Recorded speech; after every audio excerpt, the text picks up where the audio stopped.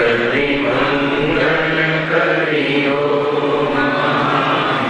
ગ્રંથ કલન ગોપાલ જાતે મિલે સમાજ પાવે નિજ પદ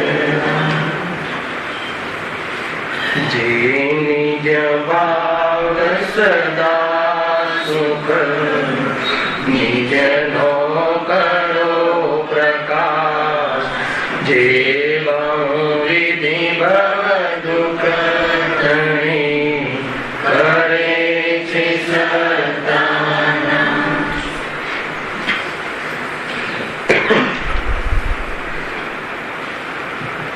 આ શ્રી મોક્ષમાં પ્રકાશક ગ્રંથ છે. ત્રીજા અધિકાર ઉપર આપણે સ્વાધ્યાય ચાલી રહ્યો છે. Page number 63. અહીં અંતિમ કર્મ અઘાતી કર્મમાં ગોત્રી કર્મના ઉદયથી થતી પરિસ્થિતિ અને એ પરિસ્થિતિમાં મોહના કારણે જીવ ઘણો દુઃખી થાય અને દુઃખ દૂર કરવાના જે પણ કઈ ઉપાય કરે છે એ બધા ખોટા ઉપાય કરે છે અને સાચા ઉપાય કયા છે. આ રીતે 4 સ્ટેપમાં આપણે આ ટોપિકની ચર્ચા કરીશું. ગઈકાલે આની ભૂમિકાઓ ઘણી ચર્ચા કરી હતી કે અહીં જે ગોત્ર કર્મની ચર્ચા છે એને લોકમાં રૂઢિમાં જે ગોત્ર કહે છે એની સાથે કોઈ પણ પ્રકારનો સંબંધ નથી. એની સિદ્ધિ આપણે ગોમત્સાર કર્મકાંડના માધ્યમથી સામાન્ય રીતે ચર્ચા આપણે કરી હતી. અને એમાં જે પ્રથમ પંક્તિ છે અહીંયા કે ગોત્ર કર્મના ઉદયથી આત્મા નીચ અને ઉચ્ચ કુળમાં ઉપજે છે. તો અહીંયા નીચ કુળ કોને કહેવું, ઉચ્ચ કુળ કોને કહેવું, એ વાત અહીંયા આપણે ચર્ચામાં લીધી હતી. તો સામાન્ય રીતે એ વાત ઉપર નિષ્કર્ષ પર આવ્યા હતા કે જે ઉચ્ચ આચરણ છે જે કુળમાં જે જીવનું એને ઉચ્ચ ગોત્ર કર્મનો ઉદય છે. અને ભલે કોઈ ઊંચા કુળમાં જન્મ્યું હોય પણ જેનું આચરણ નીચ આચરણ હોય તો એને નીચ ગોત્ર કર્મનો ઉદય છે. ગોત્ર કર્મના જે પ્રકૃતિ છે એના 2 ભેદ કયા, એક નીચ ગોત્ર અને એક ઉચ્ચ ગોત્ર. તો આચરણના આધાર ઉપર આચાર્ય દેવે ત્યાં ગોમત્સારમાં એમને એના વિભાજન કર્યા છે. કેમ કે કયા કુટુંબને ઊંચું કહેવું, કયા કુટુંબને નીચું કહેવું. એક ચાંડાલના ઘરે પણ જેનો જન્મ થયો હોય છે એ પણ જો સમ્યક દર્શનને પ્રાપ્ત થાય છે તો જનેન્દ્ર ભગવાન એની પણ પ્રશંસા કરીને એને પણ બ્રાહ્મણ કહે છે. અર્થાત તો એને પણ મોક્ષનો અધિકારી કહ્યો. મૂળ વાત તો આચરણ ઉપર છે. ત્યાં સુધી આપણે અનેક ચર્ચાઓના માધ્યમથી આવ્યા હતા. તે પ્રશ્ન ઉપસ્થિત થવો એક સ્વાભાવિક છે કે ઉચ્ચ આચરણ આપણે કોને કહેવું અને નીચ આચરણ કોને કહેવું, પ્રશ્ન એ ઉપસ્થિત થાય. ઘણી બધી ચર્ચાઓ થઈ ચૂકી છે. ગઈકાલે પહેલા એનો થોડોક સારરૂપ આ બધી વાતો કહી અને એ નિષ્કર્ષ પર આવી ગયા હતા અંતમાં કે ઊંચું આચરણ હોય એને આપણે ઉચ્ચ ગોત્ર કર્મનો ઉદય છે એમ કહેશું, અને જેનું આચરણ નીચ હોય તો એને આપણે નીચ ગોત્ર કર્મનો ઉદય છે એમ કહેશું. અને એ વાત પણ કહી હતી કે વર્તમાનમાં જે હાઈ સોસાયટી નામ આપીએ છીએ એ આચરણનો જે આધાર છે એ બધા જ પાપરૂપ આચરણ જે એમાં જે કુશળ હોય, એમાં જે અગ્રેસર હોય, એને વર્તમાનના જે જીવો છે, અજ્ઞાની જીવો છે, એને હાઈ સોસાયટી અર્થાત તો ઉચ્ચાસન કહે છે, એડવાન્સ કહે છે. અને જે ધર્મ પ્રવૃત્તિ રૂપ જે મર્યાદામાં રહે છે, પરિણામોને જે વાસ્તવમાં કસાયની મનતા રૂપ જે સજ્જન જીવન જીવે છે એને અજ્ઞાની જીવને રિઝર્વ કહે છે. વર્તમાન દુનિયાની ભાષા કહું છું. ખેર અહીંયા એ બધી ચર્ચાઓ કાલે જેટલી અપેક્ષિત હતી એને અહીંયા આપણે ચર્ચામાં લીધી હતી. હવે પ્રશ્ન એ હતો કે એ વાત પર તો આવી ગયા કે ઊંચું આચરણ અને નીચું આચરણ. તો કયા આચરણને ઊંચ આચરણ કહેવું અને કયા આચરણને નીચ આચરણ કહેવું, એ રીતે ડિફાઇન કરવું અમારે. દરેક વ્યક્તિ, દરેક સંપ્રદાય પોતાના આચરણને ઊંચું આચરણ કહેશે. દરેક વ્યક્તિ, દરેક સોસાયટી પોતાના જીવનને ઊંચું આચરણ કહેશે. અને એમ માનીને તે આચરણ રૂપ પરિણમન કરતો હોય છે. જે પણ કોઈ હોય, જે રીતે હોય, એક સ્મગલર પણ એની જે જીવનની જે ગતિવિધિ છે એને એના ત્યાં એ પ્રસંગમાં એને ઊંચું આચરણ કહેશે. એટલે અહીંયા એ ડિફાઇન કરવું બહુ જરૂરી છે. તો એમાં પણ કર્મકાંડના આધાર પર થોડી ચર્ચા છે, એ વાંચીને આપણે વિષય આગળ વધારીશું. જો पेज नंबर सभी अपने अपने आचरण को उच्च आचरण कहते होने से ऊंच या नीच आचरण का निर्णय कैसे करें? प्रश्न क्यों सही है? तो जो आचरण प्रवृत्ति या संस्कार अने वस्तु लीधी से यानी प्रवृत्ति कहो, आचरण कहो कि संस्कार लौकिक और धार्मिक जीवन को निराकुल बनाने में सहायक है, शारीरिक स्वास्थ्यवर्धक है, अपन लीधु आगामी सुख शांति के कारण है तथा व्यर्थ के विसंवाद में नहीं उलझाते हैं, वे उच्च गोत्र कहलाते हैं। तो सरल भाषा में कहूँ भाव बहु गंभीर से जे पण कोई प्रवृत्ति होए जीवननी એ શું કહે છે, ચાહે લૌકિક કે ચાહે ધાર્મિક, કેવી રીતે સંભવ છે? તત્વ અભ્યાસ વગર, સાચી સમજણ વગર કોઈ પણ જગ્યાએ વગર ક્લેશનું જીવન કેવી રીતે સંભવિત છે? ખ્યાલ આવ્યો? એટલે તત્વના સંસ્કાર, તત્વ અભ્યાસ એ જીવનની જે જીવન જીવવાની જે શૈલી છે, લાઈફસ્ટાઈલ છે, એ યથાર્થ અને પાત્ર અને યોગ્ય બનાવવા અર્થે તત્વ અભ્યાસ બહુ જરૂરી છે, સાચી સમજણ બહુ જરૂરી છે. એના વગર બહારમાં ગમે એટલી સામગ્રી થાય પણ કોઈ સંતુષ્ટ થાય કે કોઈ ત્યાં જે ઓછી આકુલતારૂપ જીવન જીવે એ વાતમાં દમ નથી. મુખ્ય વાત આ છે. લૌકિક જીવન પણ વાસ્તવમાં તત્વ અભ્યાસ હોય ને અનેક સમસ્યાઓ તો યુ સુલજી જાય છે. પ્રતીતિ તો બહુ મોટી વાત છે. આત્મ પ્રતીતિ તો વાસ્તવમાં મોક્ષ માર્ગનો પ્રારંભ થઈ ગયો કહેવાય છે. ગઝલ આજની જે ભાવ પાઉલ ગાથામાં બહુ આશ્ચર્યજનક લાગે અનુભાઈ, તમે સાંભળ્યું છે છેલ્લે કે જે નિર્ગ્રંથ જીનલિંગ જીનવેશ ને ધારણ છે વર્તપાદીને, એ રીતે જેનું જીવન નિર્મળ છે એ અપેક્ષાએ તો ઘણું નિર્મળ જીવન છે, પરંતુ સમ્યક દર્શન ના હોય તો એ રાજ્ય શોભાયમાન નથી. ખ્યાલ આવે? બહુ મોટી વાત છે. જ્યાં મોક્ષ માર્ગમાં પણ સમ્યક દર્શન નો એટલો મહિમા છે. મેં કપડાને ત્યાગ કર્યો એમ માને તો આચાર્ય દેવ કુંકુનદેવ કહે છે કે 24 પરિગ્રહમાંથી એક પણ પરિગ્રહનો ત્યાગ નથી. શું કન્સેપ્ટ છે?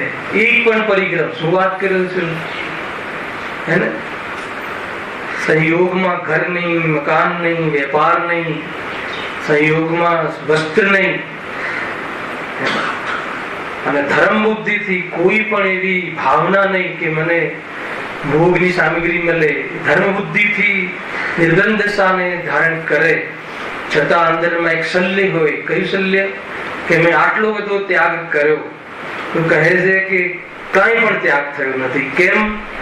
કેમ કે જૈન ધર્મ જૈન શાસન કહે છે કે પરદ્રવ્યના ગ્રહણ ત્યાગ તો કોઈ જીવને નથી. પરદ્રવ્યના ગ્રહણ અને ત્યાગની તો કોઈ જ વ્યવસ્થા નથી, અજ્ઞાનીને પણ. આ પદાર્થ મારો છે માનીને એવી માન્યતારૂપ પરદ્રવ્યને ગ્રહણ કરવાનો જે ભ્રમ છે, તો એ માન્યતા જેને છોડી નથી, મેં આ ગ્રહણ કર્યું ને મેં આનો ત્યાગ કર્યો, બંને એક પ્રકારથી મિથ્યાત્વના જ ભેદ છે. મિથ્યાત્વના ત્યાગનું નામ દરેક પદાર્થ પરિપૂર્ણ છે. વચ્ચે વિકલ્પ હતો ને આવી ગયો, ભાવ ચાલ્યું ને, બહુ ઊંચી વાત કરી છે. એટલી ઊંચી અવસ્થાઓ પ્રાપ્ત કરવા છતાં કોઈ શલ્ય અંદરમાં રહી જાય કે મેં વસ્ત્રનો ત્યાગ, વસ્ત્ર શરીર પર નથી રહ્યા એ વાત સત્ય છે, પરંતુ જીવે તો વસ્ત્રના રાગનો ત્યાગ કર્યો છે. વસ્ત્રના રાગનો ત્યાગ ના હોય, પરદ્રવ્યના કર્તૃત્વનો ત્યાગ ના હોય, તો મિથ્યાત્વનો ભાવ ત્યાગ નથી થયો. ખ્યાલ આવે કે નહીં? પરદ્રવ્યના રાગના ત્યાગ પહેલા તો મેં આને છોડ્યું, મેં આને ગ્રહ્યું, તો પરપદાર્થને ગ્રહણ અને છોડી શકતો જ નથી. ગ્રહણ ત્યાગ શૂન્ય શક્તિથી રહેલો આત્મા પરદ્રવ્યના ગ્રહણ ત્યાગનો એને અવસર જ નથી. હા, પર્યાયની અંદર અજ્ઞાનને વશ થઈને આને મેં ગ્રહ્યું, મેં કર્યું એવી માન્યતાને તો કરે છે, તો એને પદાર્થની સ્વતંત્રતા અને પદાર્થની પરિપૂર્ણતા અને પૂરા વસ્તુમાં વિશ્વમાં વસ્તુની વ્યવસ્થાનું યથાર્થ જ્ઞાન કરે, તો મેં કર્યું અને મેં આ પદાર્થને છોડ્યું એવી ભ્રાંતિ નીકળી જાય, એને સમીક્ષણ કહે છે. ખ્યાલ કે ગજબની વાત છે. હા, એક પણ પરિગ્રહ છૂટ્યું નથી, એક પણ નહીં.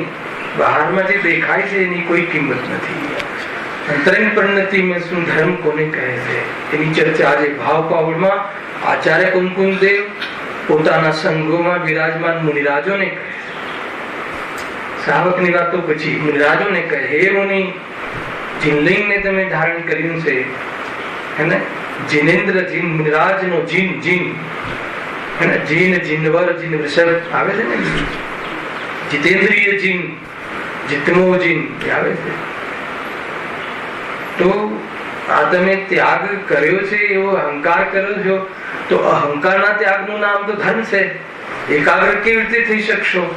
એક સમય માત્ર પણ સ્વરૂપમાં લીન કેવી રીતે થશો જ્યાં આ રીતે અહંકાર હોય? તો અહંકાર સ્વરૂપની લીનતામાં, સ્વરૂપમાં જવામાં સૌથી મોટો દુશ્મન છે. માન કશાય આદિ બધી કશાયો લેવી. ખેર, અહીંયા ગોત્રકર્મની વાત ચાલે છે. શું હતું ગોત્રકર્મમાં? કે એને શુભ આચરણ, સદાચરણ જે પણ કહે છે, કે જે ઉચ્ચ ગોત્રનો ઉદય કહેવાય છે, તો જે આચરણ, જે પ્રવૃત્તિ અથવા જે સંસ્કાર लौकिक અને ધાર્મિક જીવન को निराकुल बनाने में सहायक हो. लौकिक जीवन में પણ એવા ઉદ્વેગ પેદા ન કરે. અને એમાં બહુ મોટી વાત છે. જો તમને બતાવું શું કહે છે આ, કે પરમાર્થથી જોવામાં આવે તો દેહ માત્ર, અણુ માત્ર મારું નથી, પરંતુ લોકની અંદર જેને મારું કહેવાનો વ્યવહાર છે એની પણ મર્યાદા કેટલી છે ખ્યાલ છે કોઈને? ફરીથી જશુભાઈ, બહુ ઊંચી વાત. પરમાર્થથી જોવામાં આવે તો અણુ માત્ર પણ આત્માનું નથી. અનંત ગુણાત્મક એવો આત્મા, એને પરદ્રવ્યની રંજ માત્ર પણ જરૂરત નથી. એક પરમાણુ પણ પોતાના અનંત સામર્થ્ય લઈને પૂરેપૂરો જડી શકે છે. આ તો વસ્તુનું સ્વરૂપ છે. પરંતુ લોકની અંદર જે મારું વ્યવહારથી કહેવાનો પણ જે પ્રસંગ છે, વ્યવહારથી પણ મારું કહેવામાં આવે છે, એની મર્યાદા શું છે? તો આચાર્યએ કહ્યું કે કર્મ ઉદય પ્રમાણે, પોતપોતાના કર્મ ઉદય પ્રમાણે જે સંયોગને પ્રાપ્ત થયો હોય, જે ધન છે, જે સ્વગર છે, જે સ્વપત્ની છે, જે પણ પોતાના ઉદય અનુસાર પ્રાપ્ત થયું હોય, એના બહાર જો અધિકાર જમાવે, એની બહાર જો દૃષ્ટિ નાખે, તો એ ક્યાં વ્યભિચાર કહે છે.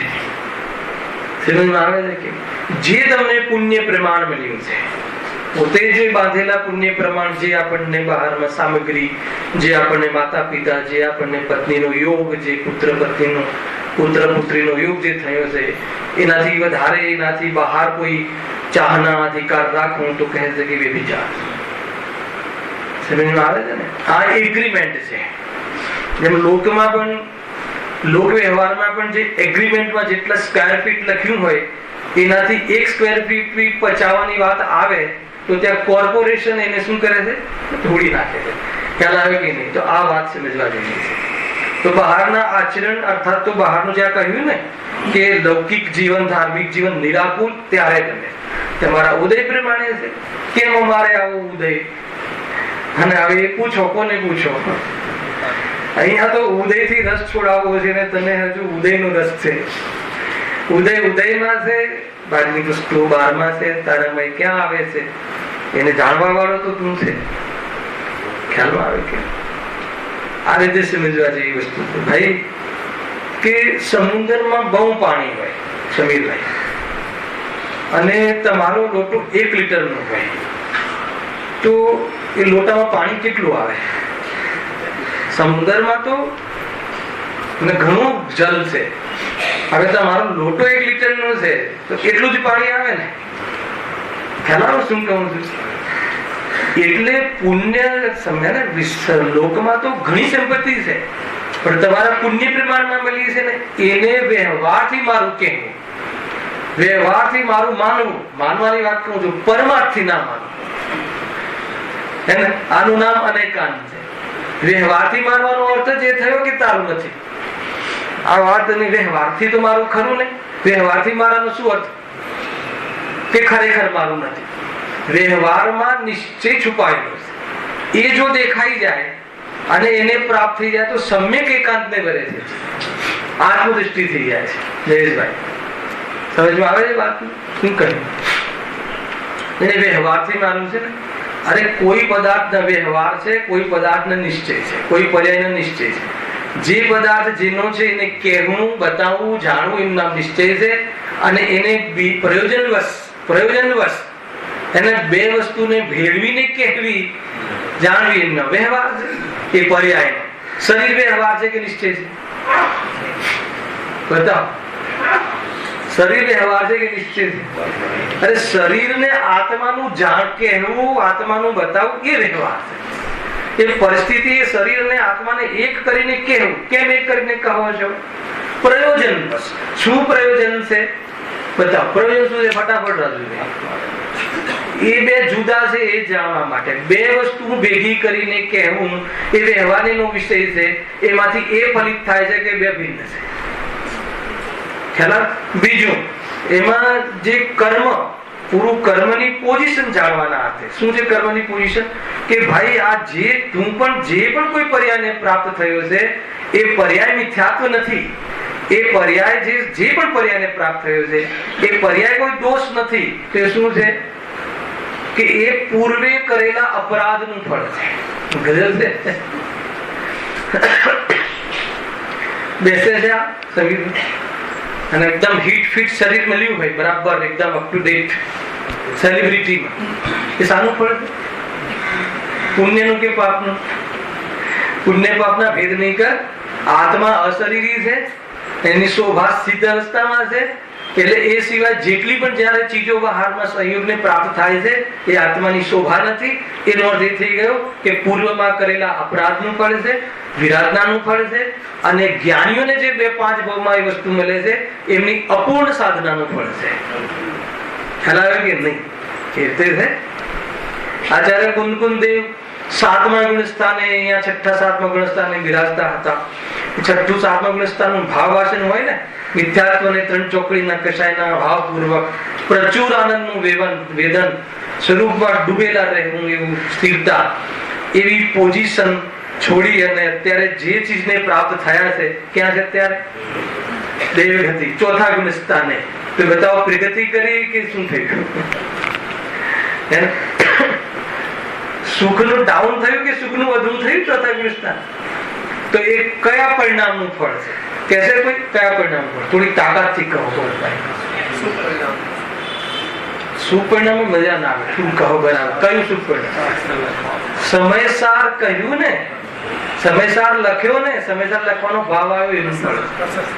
ગજબ, જયારે સમયસાર લખવાના ભાવમાં અગર જો સુખ ડાઉન થતું હોય તો આપણા એના સિવાયના જે ભાવો છે એનાથી સુખ મળી જશે એવી રાહ જોવી એ કેટલી મૂર્ખતા છે. સમજમાં આવ્યું ક્યાંથી નીકળી આ વાત? વિઠ્ઠલભાઈ બરાબર? મતલબ એટલો પ્રશંસનીય સમયસાર લખવાનો ભાવ પ્રશંસનીય છે, વંદનીય નથી. હા, બોલો, ચારિત્ર મોહનો ઉન્માદ છે. વાત એમ નથી કે કરવું કે ના કરવું, એનાથી એ પણ બચી શક્યા નહીં. એવો ભાવ આવ્યા વગર રહેતો નથી. પણ એમને પૂછો કે આ ભાવ શું છે, તો કહેશે કે ભાવ જે છે ને એ ભાવ કઈ ક્રેડિટ લેવા જેવો નથી. તમે સમજાવો. હવે અમે રાત્રિમાં થોડું ભોજન છોડ્યું ને હું બે ચાર શબ્દો સરસ કહી દેતું હોય અને આખી દુનિયાની ક્રેડિટ લેવાનો ભાવ હોય તો હું ધર્મ કરું છું કે અધર્મ કરું? ક્ષેત્ર કયું? ધર્મ કરું છું. શું છે? જે દુકાને બેસીને અજ્ઞાની કરે અહીંયા બેસીને કરે.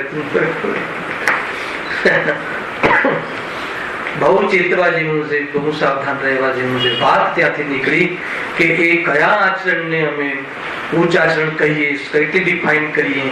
તો કહે છે કે જે લૌકિક અને ધાર્મિક કાર્યોમાં જે જીવની પ્રવૃત્તિ, પરિણામ, સોચ, ચિંતન અને કહ્યું છે બધું આચરણ એ નિરાકુલતામાં નિમિત્ત બને, અર્થાત તો એ રીતે સહજ જીવનમાં નિમિત્ત બને એવા આચરણને, એવા ચિંતનને, એવી સોચને, એવી હેલ્ધી થિંકિંગને શું કહેવાય છે?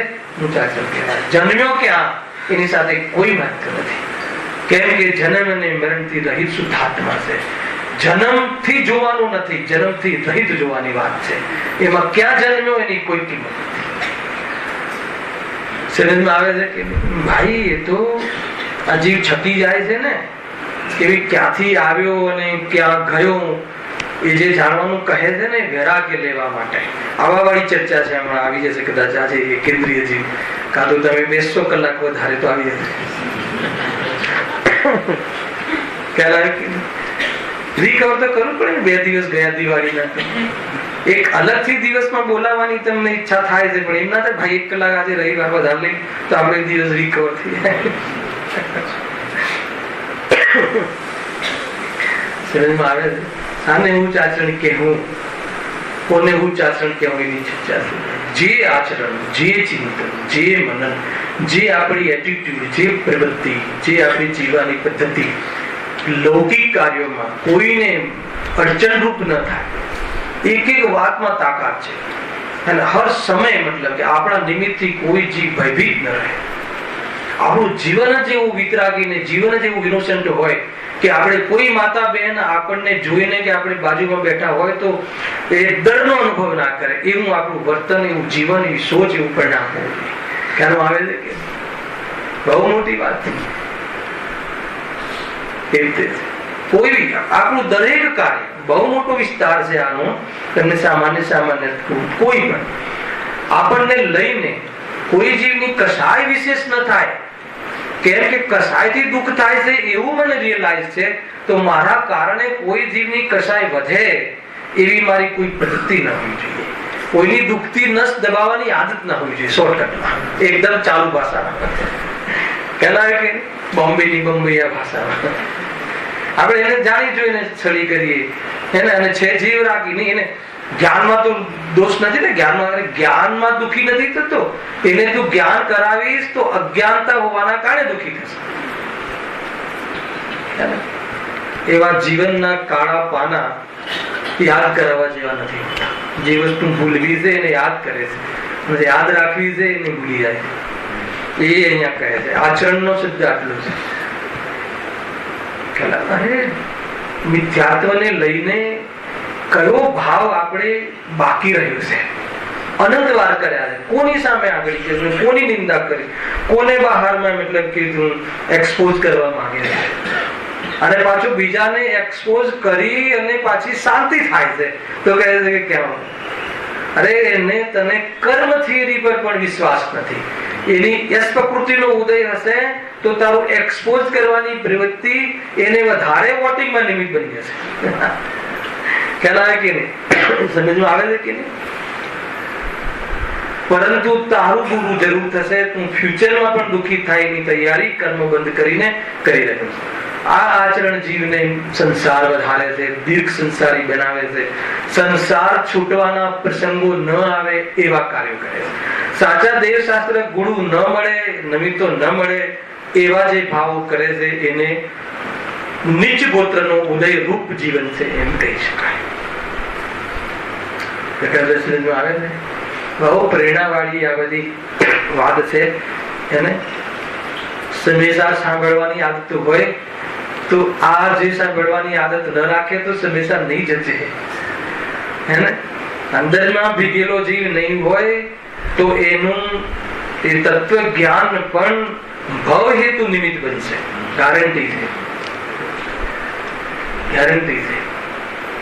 ખ્યાલ આવે કે હું ઘણું જાણું છું, સંસાર વધી ગયો. જાણે છે વાત તારી સાચી છે, પણ જાણવાના સ્વભાવનો મહિમા નહીં આવીને હું ઘણું જાણું છું, ઘણા કેવોને જાણું છું, ગેનો મહિમા આવી જાય તો ગેના મહિમાનું નામ મિથ્યાત્વ છે. જાણવાનું નામ સ્વભાવ છે, જાણવાનો સ્વભાવ છે. જાણવામાં આવે એમાં કઈ નવાય? એને સર્વને જણાઈ જાય પોતાની પર્યાયમાં એવો જાણવાનો સ્વભાવ છે. આ થોડા કેવોને વધારે કેવોનો ભેદ કરીને આ તુચ્છ ને હું અધિક એવો પક્ષપાત કરીને મેં રાગદ્વેષ કર્યા તો કહે છે કે આ તારું ચિંતન, આ તારું આચરણ, આ તારી સોચ અને એને લઈને થતી જીવ સાથે બિહેવ, એની સાથે તારું વર્તન, એ બધું જે છે કયું ગોત્રનો ઉદય છે? નવાઈ લાગશે તમને. આપણે અધ્યાત્મ એંગલમાં તો આ રીતે લેવું જરૂરી છે.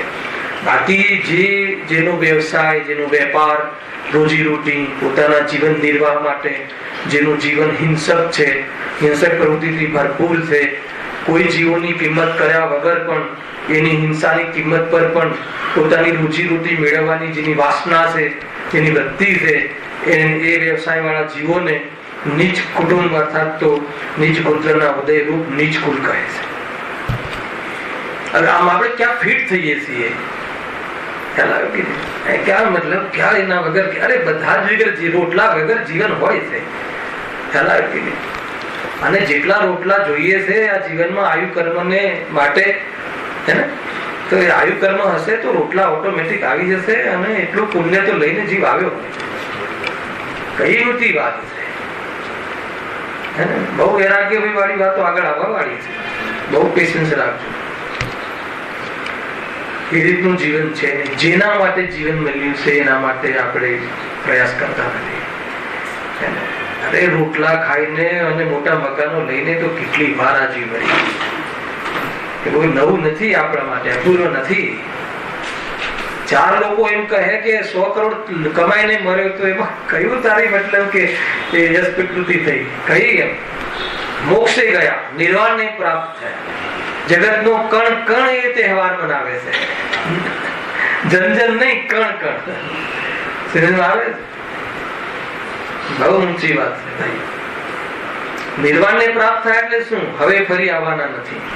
કોઈ માતાના પેટમાં કોઈ શોભા નથી. સમજમાં આવે છે કે નહીં? એ ખાબોચિયામાં રહેવું, લોહી અને પરુની વચ્ચે રહેવું એ આત્માને શોભતું નથી. વિચાર કરજો. અવસર આવ્યો છે, ચૂકવા જેવું નથી. કઈ વાત ચાલે છે? હું ચાચણ નહીં ચાચણ. કયું કહેવાય નહીં ચાચણ? કે બીજાની વસ્તુ પર દ્રષ્ટિ નાખે એવું લૌકિક જીવન પણ ના હોય. ઝઘડા તો એના જ છે. તારા ભાગ પ્રમાણ જે આવ્યું અને છતાં પણ એમનામાંથી પણ જોઈતું હોય તો ભાઈ છે, તને એની જરૂર છે, ભાઈ લઈ જા. છે તાકાત? લૌકિક આ કોઈ ધર્મ બરમ નથી. ગુરુદેવ પાછળ કે છે આમાં ધર્મ ફરમ નથી. આનાથી મોક્ષે જવાશે એમ નહીં સમજતા. પણ મોક્ષમાં જવા વાળા જીવોની જે પાત્રતાનું જે પોત છે, એનું જે હૃદય છે, એની જે કોમળતા છે એ કેવી હોય છે કે ક્લેશ થાય એવી જીવન જ ના જોઈએ અમારે. લૌકિક જીવન જીવવાની મજબૂરી છે. મજબૂરી એટલે એટલો રાગ છે તો એમાં પણ અમે કશાય વિશેષ રહે અને વિશેષ કશાય થઈ અને પ્રવચનમાં આવીએ અને એ ઠેકાણે ન પડે ઉપયોગ એવું અમારે આચરણ, એવી પ્રવૃત્તિ અમારે જોઈતી નથી. પહેલા તમે જયેશભાઈ આપણે ઘરેથી કોઈ બબાલ કરીને આવ્યા હોય નાની નાની ચીજોમાં, અને પછી અહીંયા આવીને પ્રવચનમાં મન લાગશે, ઉપયોગ વારંવાર ત્યાં જશે ને, તો કે અમારે એવી જાતિની કોઈ પ્રવૃત્તિ આચરણ અમારે જોઈતું નથી. સમજમાં આવે છે કે તો આ વાત આને તો એને ઉચ્ચ કુટુંબ, વાસ્તવમાં એક ખાનદાની જીવ છે, એને ખાનદાની કહે છે. અધિક ધનવાળાને ખાનદાની નથી કહેતા. સુંદર વ્યવહાર હોય જેના જીવનમાં એને ખાનદાની કહે છે. તમારી પાસે 5,000 કરોડ હોય પણ મારું પેમેન્ટ ના આપતા હોય તો તમે ખાનદાની કહેવા?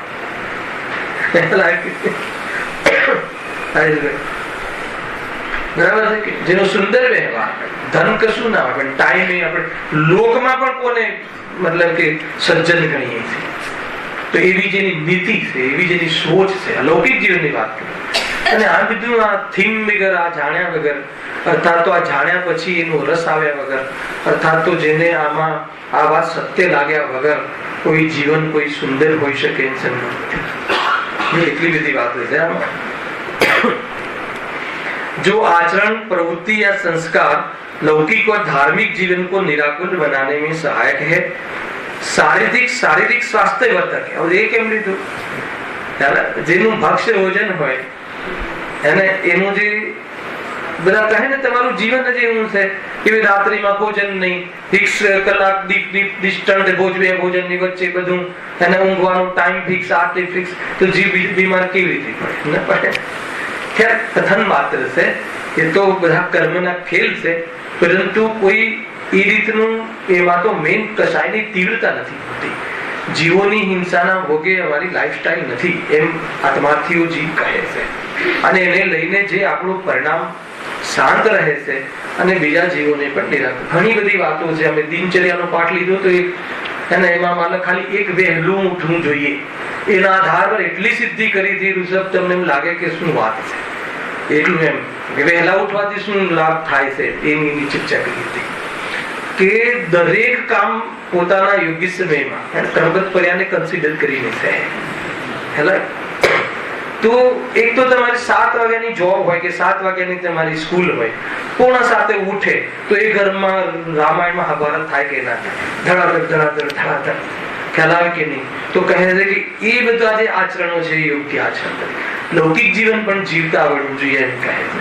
રાત્રિ ભોજનનો ત્યાગ હોય તો આપણી જે માતા બહેનો છે એમને સામાયિક આદિમાં પોતાના માટે તો ખરું જ, પણ એ જીવોને પણ આપણે એ બધા કાર્યોથી નિવૃત્ત કરવામાં નિમિત્ત બન્યા એમ કહે છે.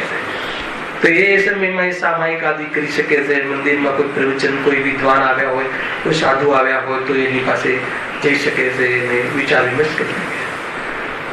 એને સ્કોપ આપો. આપણા નિમિત્તથી કોઈ જીવને અંતરાય પડે, કોઈ જીવને ધાર્મિક કાર્યોમાં નિરાકુલ થવાના પ્રસંગોમાં અર્થાત લૌકિક કાર્યમાં બહુ કલેશવાન થઈ અને ધર્મ ચૂકી જવામાં નિમિત્ત ન બનવા વાળા આચરણ, એમાં નિમિત્ત ન બનવા વાળી પ્રવૃત્તિ, સોચ એ વાસ્તવમાં ઉચ્ચ વિચાર છે, ઉચ્ચ આચરણ છે, ઉચ્ચ સંસ્કાર છે.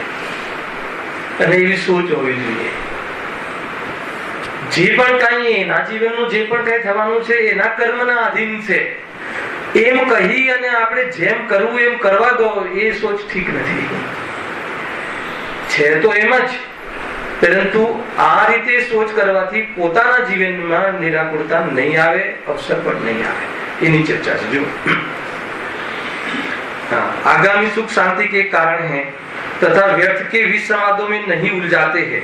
આ બહુ ઊંચી વાત છે. વ્યર્થ વિસંવાદ में नहीं उलझाते. આપણે ક્યાંક બહાર ગામ જઈને આવીએ તો કાલે આપણે જે ગામમાં જઈએ ત્યાંની વાત લઈ આવીએ ને, આપણે બી કરી દી નથી કરી. કાલે ચિંતામણી જઈ આવ્યા તો ચિંતામણીનું જે મટીરિયલ મેટર જેવી હતી આજે તમને કહી.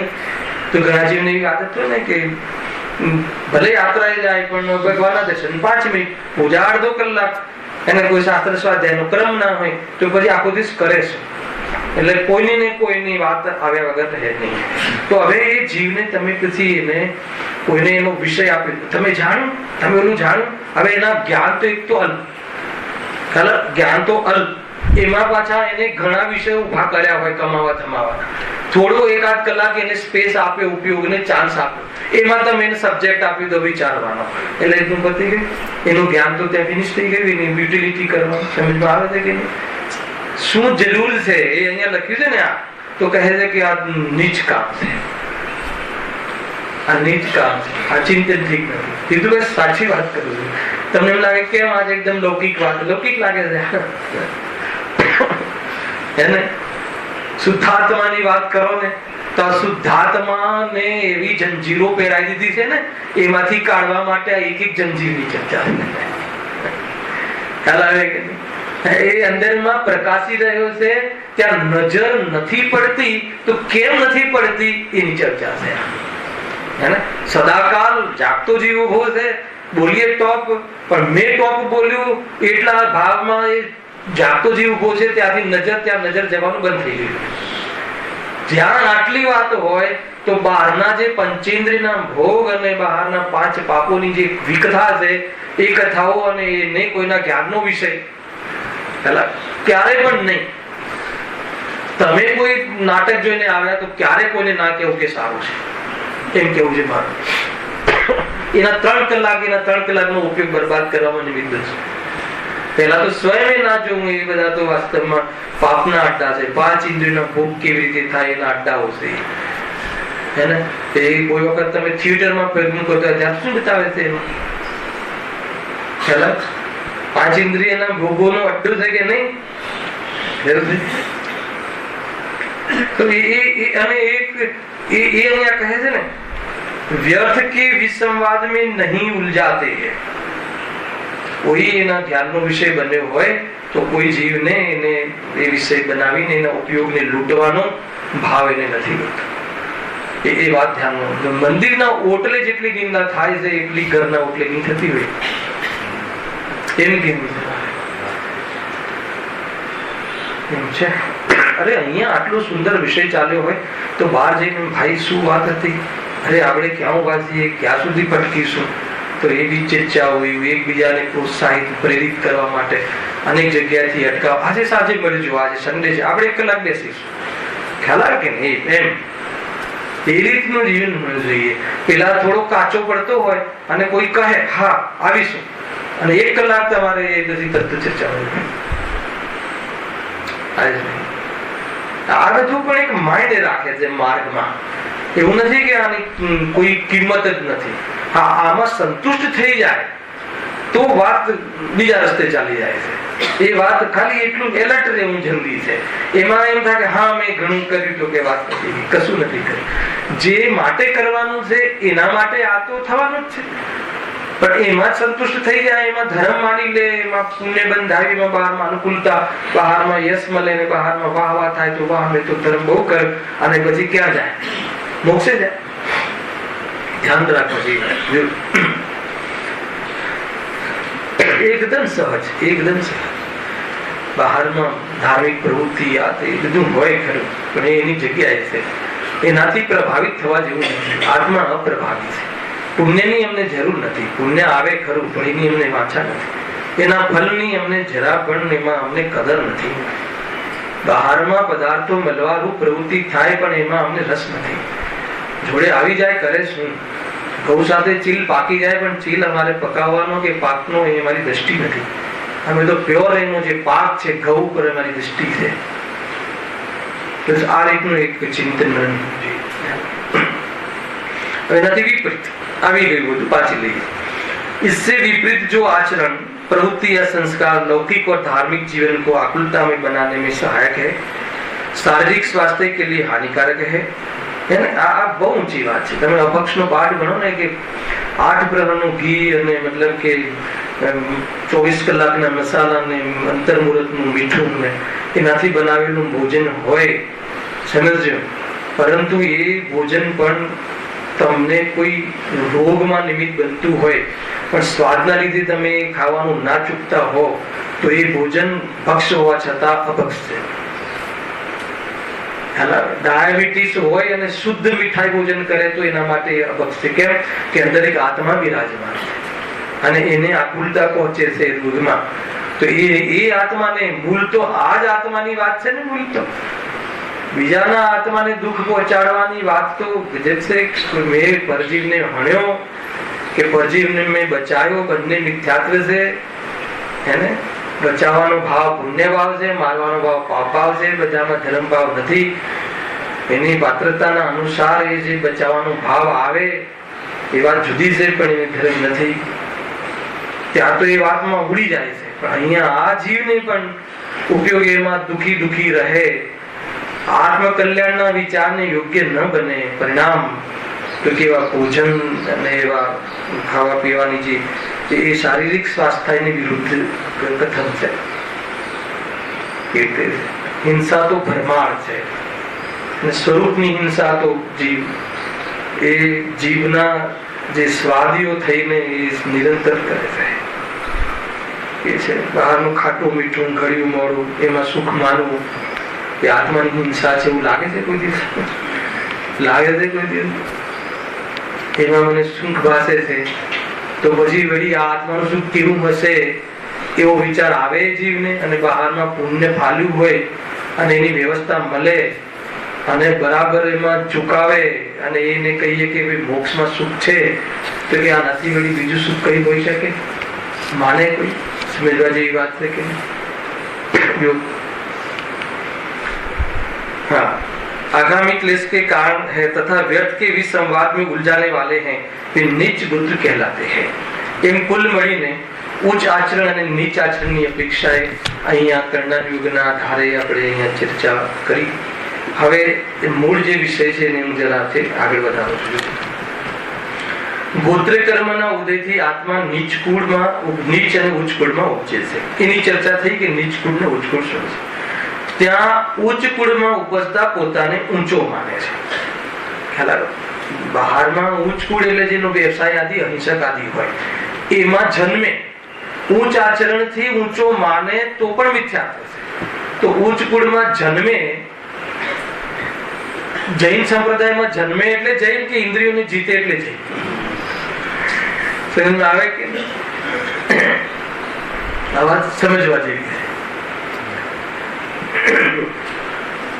ત્યાં ઉચ્ચ કુળમાં ઉપજતા પોતાને ઊંચો માને છે તથા નીચ કુળમાં ઉપજતા પોતાને નીચો માને છે. વળી જો આ શું થઈ ગયું? ફરીથી ગોત્ર કર્મના ઉદયથી આત્મા નીચ ઉચ્ચ કુળમાં ઉપજે છે. એ તો ગોત્ર કર્મની પરિસ્થિતિ છે. એવા કુટુંબમાં ને એવા એન્વાયરમેન્ટ ને એવા વાતાવરણમાં ઉપજે છે. એ ગોત્ર કર્મના આધાર ઉપર નિર્ભર છે. બરાબર? એના માટે વર્તમાનમાં કોઈ પુરુષાર્થ નથી હોતો. પૂર્વમાં જે તમે એનું નિબદ્ધ અર્થાત તો એનો નિયોગ કર્યો હોય એ પ્રમાણે ઉપલબ્ધિ થાય છે. વર્તમાનમાં કોઈ પિતા મળવા, પુત્ર મળવા, આવું શરીર મળવું, એમાં કોઈ પ્રકારે પણ ઉપાય અર્થાત તો પુરુષાર્થ ચાલતો નથી અને એમાં કરી શકાતો નથી.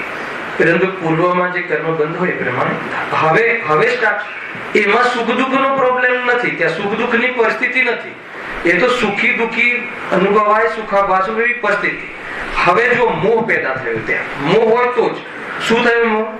ઉચ્ચ કુળમાં ઉપજતા પોતાને ઊંચો માને, એ શું થઈ ગયું? મોહ. તો શું માનવાની જરૂર શું માનવું જોઈતું હતું? મોહનો અભાવ વાળો શું માને કે આ ઉચ્ચ કુળ અને નીચ કુળની જે પરિસ્થિતિ છે એ ગોત્ર કર્મની દેન છે અને એ એક સમયની પરિસ્થિતિ છે. અર્થાત તો આ વેશ છે એ આત્માનું સ્વરૂપ નથી. કેમ કે આ બધા ઉચ્ચ કુળ અને નીચ કુળ તો બધા કેવા છે? અનિત્ય સંયોગ છે. એ આત્માનું સ્વરૂપ નથી. જો એમ જાણવામાં આવે તો કોઈ ઊંચા કુળમાં જન્મ્યો હોય તો એને જોઈને મતલબ કે કોઈ અહંકાર પોષે, અર્થાત નીચા કુળમાં જન્મી અને હીન અનુભવ કરે એવી સ્થિતિ ન થાય. એ ટેમ્પરરી પોઝિશન છે. કોની છે ટેમ્પરરી પોઝિશન? કોની છે? એક પર્યાય વિશેષની છે.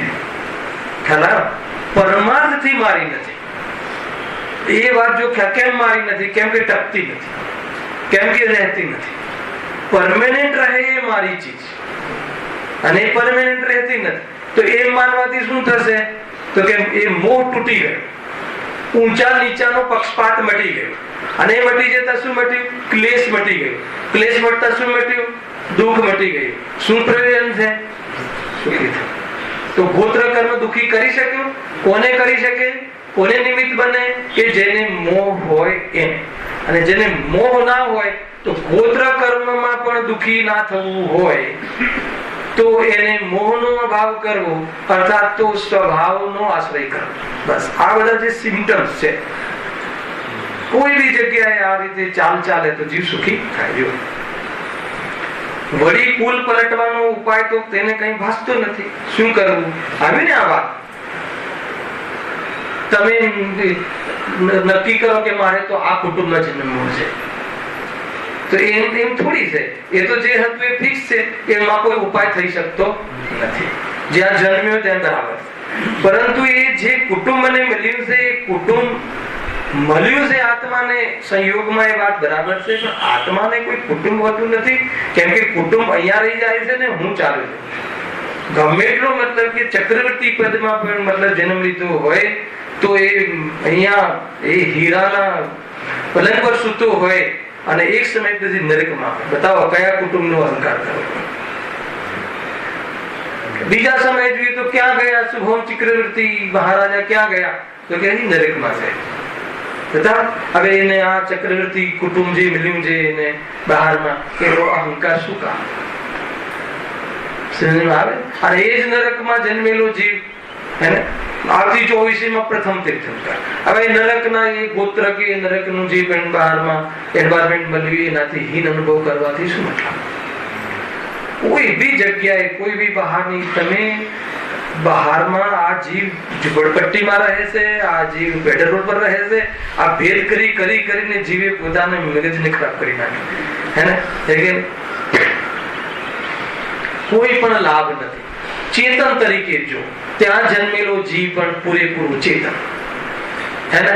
અને બીજું શું? ભાવિ ભગવાન, પર્યાયમાં ભગવાન બનવા, સ્વરૂપમાં ભગવાન બનવાની શક્તિ, વર્તમાન પર્યાયમાં સમ્યક દર્શન અને મુનિ અવસ્થા કરવાની ક્ષમતા. બસ આ એની શક્તિઓથી પદાર્થને જોવામાં આવે તો બહારની કમજોરી અને અવસ્થા વિશેષથી જોઈને જે રાગ દ્વેષ થવાના પ્રસંગો અને પ્રકરણો હતા એ સમાપ્ત થઈ જાય. કોના? જે આ રીતે ચેતનની દ્રષ્ટિથી જોવે એના. એને પર્યાયનું જ્ઞાન સાચું હોય ને સ્વભાવની દ્રષ્ટિનો પોશાક હોય છે. આ વાત મુખ્ય છે. બહુ સિમ્પલ. શું છે? સ્પીડમાં થઈ શકે. હવે તો આદત પાડવી ને. આટલા 6 વર્ષ થઈ ગયા અહીંયા, હવે મારી ચાલ ને સ્પીચ તમને અનુકૂળ આવી જવી જોઈએ. શું અનુકૂળ આવી જવું છે? સ્પીચ કે વાત છે કામનો ને મનોરંજનનો વિષય ન બનાવતા અને પોતાની શ્રદ્ધાનો વિષય જે બનાવે છે એ આ સંસાર સાગરથી તરી જાય. ખ્યાલ આવે? શાસ્ત્ર સ્વાધ્યાય અને ભક્તિઓને પણ કર્ણ વિષય, કર્ણ ઇન્દ્રિયનો વિષય અને વાસ્તવમાં મનોરંજનનો વિષય બનાવીને મૂળ વાચ્ય પર ન પહોંચતા એ પોતે મોક્ષ માર્ગ માટે કોરો ને કોરો રહે છે. ખ્યાલ આવે કે એકદમ ક્યાંયથી કોઈ જગ્યાએ નો એટેચમેન્ટ. અને અમને અમારા એને જેને કહેવાય કે અલ્પ પરિચય થા. શ્રીમદ રાજચંદ્ર બહુ કહે છે બધા મને જાણે તો હું સુખી થઉં, કે હું મને જાણું તો સુખી થઉં. આપણે સુખી કેવી રીતે થવા માંગીએ છીએ? બધા મને જાણે તો હું ફટ પડી જાય. અહીંયા કહે છે કે તું તને જાણ, તું તારો ગાયક સ્વરૂપને જાણ, તો બહારમાં મને કોઈ જાણે અને મજાક પડે એવી પરાધીનતા તારા પરિણામમાં નહીં રહે. ખ્યાલ આવે? એમ છે. હું તારંગાજી ગયો હતો અનુભવમાં, તો ત્યાં વરદત્તાદિ એને વરદત્તાદિ. હવે બાકીના જેના મુનિરાજોના નામ નથી લેવાતા તો એમની મોક્ષમાં કઈ કમી હશે? હે ને? જેનું નામ લેવાય છે તો એનું મોક્ષ બહુ જોરદાર, અને જેનું નામ વગેરેમાં આવી ગયું બાકી બધા શું ફરક પડી ગયો? એ તો મોક્ષમાં મજા કરે છે કે નહીં? બહુ સમજવા જેવી વાત છે. જો શું કહ્યું? વળી કુળ પલટવાનો ઉપાય તો તેને કઈ ભાસતો નથી. તેથી જેવું કુળ પામ્યો હોય તેવા જ કુળમાં સ્વપણું માને છે. હવે જુઓ, પણ કહીને પણ કુળ અપેક્ષાએ પોતાને ઊંચ નીચ માનવો ભ્રમ છે. અને સ્વભાવથી જોયે તો ઊંચ નીચ ઘટતું નથી. બતા સ્વભાવથી જોઈએ આપણને બંનેની કમ્પેર કરીએ. આપણે કમ્પેર કરીએ આપણે બંને સ્વભાવથી. તમે મારો પરિચય કરો અને તમારો પરિચય કરો અને પછી મને બતાવો કે તમે મોટા કે હું મોટો. ભેદ જ નહીં પડે. ખ્યાલ આવે કે એકલું મીઠું હોય કોઈ રકાબીમાં તો ઓછું ખારું વધારે ખારું એવો ભેદ નહીં પડે એકમાં. પરંતુ શાક સાથે હશે તો આ શાકમાં ઓછો સંયોગ થયો હશે તો ઓછું ખારું થયું શાક, અને બોલીએ પાછા ઓછું ખારું છે કોણ? મીઠું કે શાકને કહીએ ઓછું ખારું. ખારાશ કોનો ધર્મ છે? પણ સંયોગની સાથે આવા ભેદ પડે. આવા ભેદ પડવામાં શું વાંધો છે? આવા ભેદ પાડવા એ જ રાત છે. હાલાકી નહીં, પણ સ્વભાવથી જુઓ. કોઈ અહીંયા બધા જ એક સામાન્ય મનુષ્ય છે. હવે આ સ્ત્રી છે અને આ પુરુષ છે, એ ભેદ સારા આધારે કરે. શરીરથી જોવામાં આવ્યો તો એ મનુષ્યમાં ભેદ પડે. ખ્યાલ આવે? એ રીતે તમે કોઈ વસ્તુના સંયોગથી જોશો તો ભેદ પડશે. તો અહીંયા જયારે ઊંચ નીચ પાછું એમ નહીં કહ્યું. અહીંયા ઊંચ નીચ કુટુંબ મળ્યું છે કે નહીં? એ રીતનું મળ્યું છે ને, પણ મળવા છતાં એને એનું સ્વરૂપ માનવું એ ભ્રમ છે.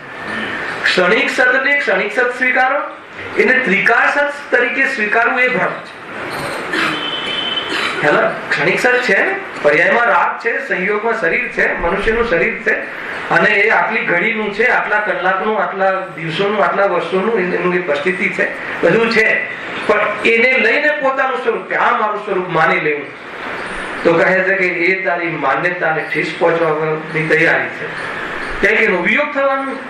હવે તું એનું માનીને બેઠો છે તને દુઃખ પહોંચે.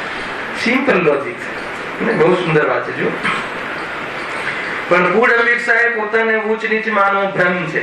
આ કયા કર્મની વાત આવી? ભ્રમ એટલે દર્શન મોહનીય કર્મ. બરાબર છે ને? અને વાત સાની ચાલે છે? ગોત્ર કર્મ.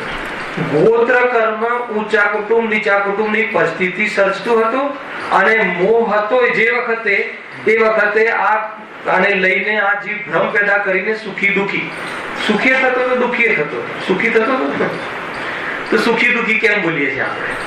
કોઈ ઊંચું કુટુંબ મળ્યું એટલે હું ઊંચો થઈ ગયો એવો ભ્રમથી માની અને સુખાભાસ પછી શું બોલું? સુખાભાસ દુઃખનો અનુભવ કરતો વ્યગ્ર રહે છે. નિરંતર અહંકાર, નિરંતર હું આનાથી ઊંચો, એ જીવને હર સમય પિંચ કરે છે. ખ્યાલ આવે કે? હવે એનાથી કોઈ મોટી લીટી આવી ગઈ તો, અને ભય તો રહે જ છે ને. અને જે રીતે સમાન છે એ રીતે પર્યાયની ઓરથી સમાન માનવાની વાત છે નહીં. એ તો પર્યાયમાં તો ભેદ પડવાના છે. વસ્તુ અગર પર્યાયમાં પણ ભેદ મટાડવા હોય, પર્યાય પણ સ્વરૂપ સદસ્ય કરવી હોય, પર્યાયને પણ ધ્રુવ કરવી હોય, પર્યાયને પણ સિદ્ધ સમાન સિદ્ધ કરવી હોય, તો સિદ્ધ સમાન સ્વભાવમાં ડૂબી જા. એ સિવાય બીજો કોઈ ઉપાય નથી. બાકી ચાર ગતિમાં આવીને આ મોહના કારણે એને જીવ તને દર વખતે તને લાતો પડશે. શાની લાતો પડશે? હર સમય તારી શ્રદ્ધા તૂટશે, હર સમય તારી શ્રદ્ધાને ઠેસ પહોંચશે. એક જે શરીર મળ્યું આ મારું, હવે થોડાક સમય પછી જતું રહેશે, તો વળી પાછી શ્રદ્ધાને ઠેસ પહોંચે. બસ એ જ ધંધો કરવા જેવી. કઈ સમય ધક્કા ખાધા ને તૂટી ગયો. જે એનું છે ત્રિકાલ એવું માની લે, કોણ લૂંટી લેશે? એ મટવાનું જ નથી. નવી પર્યાય આવે તો એવી ને એવી જ આવે, કોઈ પ્રોબ્લેમ નથી. આ વાત સમજવા જેવી છે. એટલે શું કરવું? નિર્વાણની તૈયારી કરવી. કાલે કહ્યું ને, દ્રઢ સંકલ્પ. જે પણ કઈ થાય જ્ઞાનીઓનો ઉપકાર માનવો હોય તો જ્ઞાની કહે છે કે તું તારી ઓળખાણ કર, તું તને જાણ, તારા જ્ઞાનને જો. અગર જો એ કહ્યું છે એમને, એની આજ્ઞા આપણે માનીએ તો વાસ્તવમાં એમનો ઉપકાર માન્યો કહેવાય. બહુ સરસ કહ્યું છે, બહુ સરસ કહ્યું છે, બહુ સરસ કહ્યું છે. તો ઉપકાર માન્યો કહેવાય. એમ છે. માઇકમાં ક્યાં સુધી બોલું? હું ગાયક છું. સમજમાં આવે છે? શોભે છે આપણને રોજ સવારે આવીને ઓળખાણ આપવી પડે કે હું ગાયક છું, તમે ગાયક છો. હે અનુભવ કરો. પણ રોજ સવારે પાછા કાલે કોઈ ફરી આવતા રવિવારે ફરી મળીશું, શનિવારે હું ગાયક છું અને તમે પણ ગાયક છો. કેવું લાગે? સમજમાં આવે છે કે નહીં? સમજવા જેવી વાત છે ભાઈ. જો પણ કુળ અપેક્ષાએ પોતાને ઉચ્ચ નીચ માનવું ભ્રમ છે. ઉચ્ચ કુળ વાળો કોઈ નિંદ્ય કાર્ય કરે તો તે નીચ થઈ જાય. આવ્યું ને, લખ્યું છે પંડિતજીએ. કે કરણાની યોગમાં માસ્ટરી હતી પંડિતજીને, ટીકાઓ લખી છે. ઉચ્ચ કુળ વાળો કોઈ નિંદ કાર્ય કરે તો નીચ થઈ જાય, ભલે ઊંચા કુળમાં જન્મે સંયોગમાં, પરંતુ નીચ કાર્ય કરે ભલે ને એનો સમજો ભાઈ, એનો પુણ્ય એટલું તપતું હોય કે એના નીચા કાર્યને કોઈ જતાવે નહીં, કોઈ કહે નહીં, કોઈ બતાવે નહીં, પરંતુ નીચ પરિણામથી જે પણ કોઈ અંદરમાં દુઃખ થવું જોઈએ એ તો થાય જ છે. અને દુનિયા પણ સમજતી હોય છે કે આ કાર્ય આનું નીચું છે. ભલે પુણ્ય એટલું તપતું હોય તો કોઈ આંગળી ન કરે, કોઈ બોલે નહીં, એ વાત જુદી છે, પણ નીચું તો નીચું છે. આવે છે કે ઓઢીને સુઈ જઈએ તો દુઃખ દૂર થઈ જાય એમ છે ને, કે ઇગ્નોર કરીએ, ન જાણીએ તો દુઃખ નહીં થાય એમ છે નહીં. એને જાણવા વાળાને જાણ, અને જે થયું છે હું નથી એ જાણ. તો કહે છે કે એ જે સુખ પાકું પેલું તો તે મતલબ કે શું કર્યું, એને ઇગ્નોર કર્યું ને, આંખ આડા કાન કર્યા, જાણવું એ નહીં, દુઃખી થવું એ નહીં, દેખવું એ નહીં, દાજવું એ નહીં છે. દેખનારને દેખ્યા વગર અને એની પ્રતીતિ વગર બહારમાં થતી ચીજો એના જ્ઞાનમાં આવે તો પણ સ્થિર રહી શકે એવી આ ચૈતન્ય શક્તિ વાસ્તવમાં મહાન છે. આ જીવ પોતાના સ્વભાવથી હર સમય ઉજળો છે. એને એક વખત તું નિહાળી લે, અનંત કાળ વીતી ગયો કે એ જીવે પોતાની સામે નથી. આટલો મોટો અપરાધ, આટલો મોટો અપરાધ, એને પોતાની સામે ન જોવું એ મોટો અપરાધ છે. સૌથી મોટો ક્રોધ દ્વેષ કોને કહેવાય? હું તમારી સામે ના જોઉં તો તમને ખ્યાલ આવે કે આ ભાઈને મારા પ્રત્યે દ્વેષ છે. તો આપણે સ્વયં આત્મા હોઈએ ને આપણે આપણી સામે ના જોઈએ એવો અરુચિ ભાવ દ્વેષ છે કે નહીં, આ દ્વેષ ક્યારે મળશે? અને એ વાત મુખ્ય છે. જો અંતિમ લીટી, હા, તથા નીચ કુળમાં કોઈ પ્રશંસનીય કાર્ય કરે તો તે ઉચ્ચ થઈ જાય, તો ઉચ્ચ થઈ જાય. હવે બહુ ડેન્જર વાત આપી છે લાસ્ટ લીટી. લોભાદિક વડે નીચ કુળ વાળાની ઉચ્ચ કુળ વાળો સેવા કરવા લાગી જાય. શું લખ્યું છે? લોભાદિક વડે નીચ કુળ વાળાની ઉચ્ચ કુળ વાળો સેવા કરવા લાગી જાય છે. એટલે શું? લોભાદિક શાહી. આપણે એક ચંદ્રગુપ્ત મૌર્ય નામ સાંભળ્યું છે, 2 મિનિટ લઉં છું. તો એને પણ કેટલા સપના આવ્યા હતા? 14 કે 16 ભાઈ, 16 જેવી છે, જોઈ લેજો. તો એમાં એક સપનું એવું આવ્યું હતું. શું આવ્યું હતું? કે હાથી ઉપર બંદર બેઠો. તો એ સપનનું શું હેતુ છે, આ સપનનું ફળ શું છે, આ સપન શું કહેવા માંગે છે, એમ જયારે પૂછ્યું, આચાર્યો કહ્યું કે આનું ફળ, આનું એ અર્થ થાય છે કે હવે જે કાળ આવવા વાળો છે એ શું છે કે જે ગાદી પર જે બી બેસવા વાળા છે બધા ભ્રષ્ટ નેતાઓ આવશે. નિયમ લગે કહ્યું કે એમને પુણ્યના ઉદયથી રાજયોગ તો છે, પરંતુ એવો એક નેતા નહીં મળે કે જેના જીવનમાં કોઈ મતલબ અપરાધ ના થયો હોય. અને આ વાત આ ઇલેક્શનમાં આવી હતી. એકવાર મેં પેપરમાં એક વાંચ્યું હતું કે ભાઈ જેના ઉપર કેસ ચાલતા હોય એને તમે સીટ નહીં આપો તો એક પણ વ્યક્તિ નહીં મળે. એવો એક નેતા નથી કે જેના પર કોઈ એલિગેશન, કોઈને કોઈ મતલબ કે આરોપ ના હોય કે કોઈ ગુનો ના હોય કે કોઈ અપરાધ ના કર્યો. બધી જ પ્રકારના તમને શોર્ટકટમાં કહું છું, દરેક નેતા પર. તો એ અહીંયા કહે છે કે એ કોઈ લોભાદીને સાધવા માટે ઉચ્ચ કુળવાળો જીવ પણ, મોટો વેપારી પણ આવા નીચ કુળવાળા જીવને સેવા કરવા લાગી જાય છે, એટલે વોટ આપવા લાગી જાય છે એમ કેવું છે મારે. લાગે નહીં કે આવી જાય ને તો મારી જે હું ચોરી કરું છું ને એનું પ્રોટેક્શન કોંગ્રેસ સરકારમાં વધારે છે. સમજમાં આવે છે કે નહીં? એ રીતે આ જીવ આ સમાજ થઈ ગયો છે. પણ એની વચ્ચે પણ પંડિતજી આ કહે છે કે ખરેખર જો તું જીતી શકે, કાલે રાત્રિમાં ઘણું લીધું હતું એને કે ભાઈ શું કરવું અમારે કુળદેવી આદિનું, અરે શું કરશે કુળદેવી, એને એ બહારમાં નક્કી જ કરી લે ને કે શરીરના સ્વકાળમાં જવાનું છે, મારું છે જ નહીં, પછી લઈ જાય તો ભલે લઈ જાય.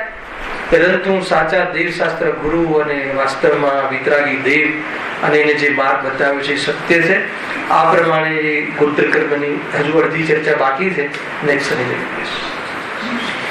સહેજાનંદી